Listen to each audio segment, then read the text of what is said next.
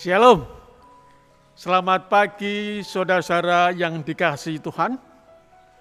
Bagaimana kabarnya? Luar biasa bukan? Pada pagi hari ini kita jumpa kembali dalam renungan pagi yang diselenggarakan oleh Gereja Masehi Advent hari ke-7, Jemaat Yosodipuro. Dan judul renungan kita pada pagi hari ini adalah melarikan diri. Mari kita lebih dahulu berdoa.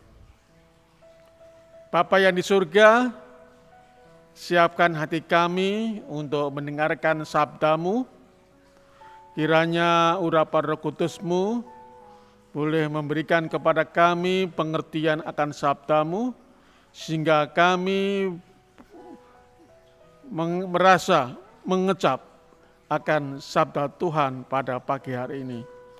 Memberkati juga hamba-Mu yang Engkau gunakan untuk menyatakan kebenaran firman Tuhan pada pagi hari ini.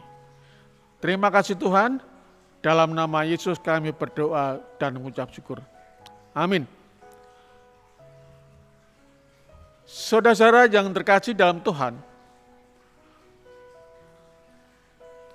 melarikan diri. Suatu hal yang kelihatannya aneh.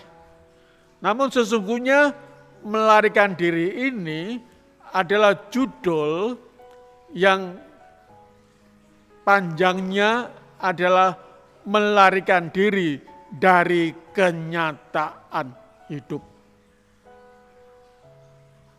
Banyak orang merasakan begitu beratnya hidup itu, sehingga oleh karena dia tidak tahan, tidak kuat menghadapi hidup ini yang penuh dengan pernak-pernik kehidupan,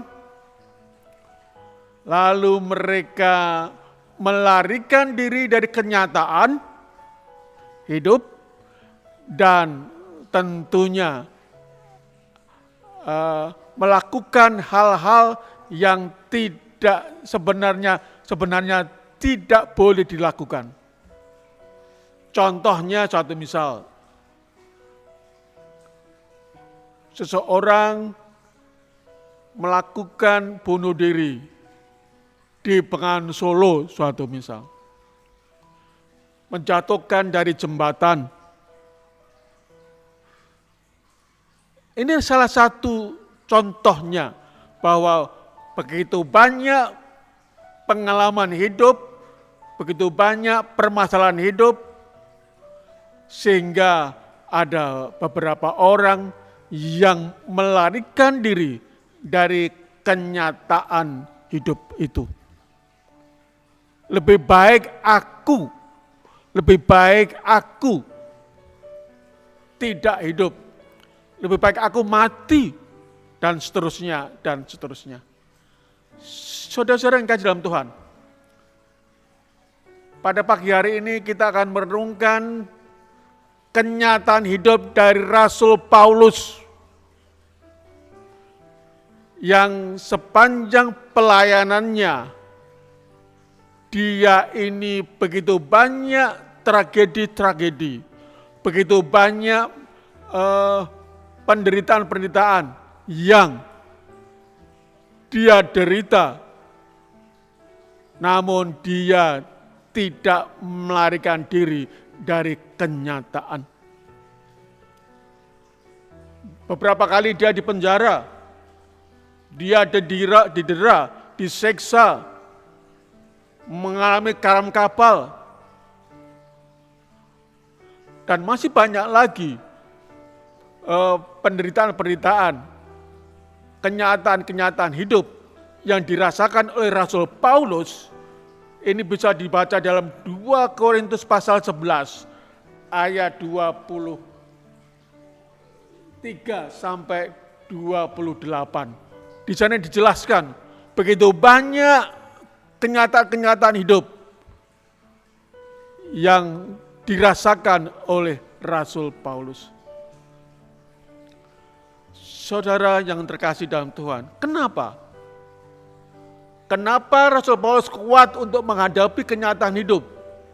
Walaupun bertubi-tubi, dia merasakan penderitaan di dalam pelayanannya.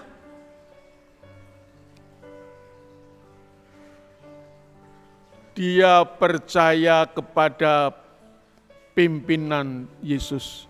Dia percaya kepada penyertaan Tuhannya. Dan di dalam Matius pasal 11 ayat 28, ini ayat yang banyak dihafal, bahwa Yesus mengundang kita yang penuh dengan kelemahan, penuh dengan beban, keletihan, kelesuan di dalam menghadapi hidup ini,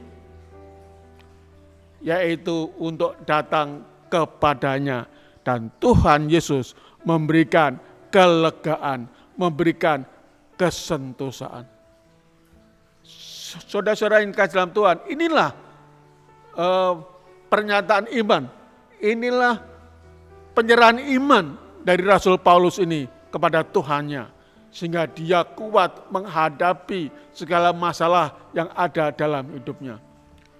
Sebuah kesaksian di dalam Filipi pasal 4, ayatnya yang ke-13. Filipi pasal 4 ayat 13, Rasul Paulus menuliskan demikian. Filipi 4 ayat 13, segala perkara dapat kutanggung di dalam Dia yang memberi kekuatan kepadaku. Saudara-saudara yang dikasihi dalam Tuhan, inilah apa yang dirasakan oleh Rasul Paulus. Segala perkara dia katakan dapat kutanggung. Luar biasa saudara. Dia bisa menanggung begitu banyak penderitaan-penderitaan. Karena apa? Dia katakan di dalam Dia. Oleh karena Yesus Kristus. Yang apa? Yang memberikan kekuatan kepadaku. Luar biasa. Inilah apa yang disaksikan oleh Rasul Paulus. Dari kelemahannya, dari kekurangannya, dia menyerahkan hidupnya kepada kuat kuasa dari Tuhan Yesus.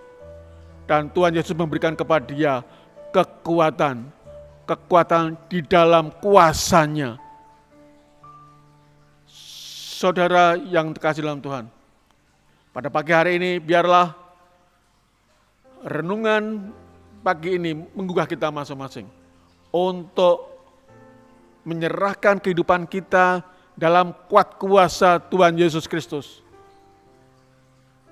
Di dalam kelemahan kita, di dalam kekurangan kita boleh mendapatkan kekuatan, kuasa untuk menanggung segala sesuatu yang kita rasakan dalam kehidupan kita. Sehingga kita tidak akan melarikan diri dari kenyataan hidup, namun kita tetap berserah di dalam pimpinan dan penyertaan Tuhan Yesus.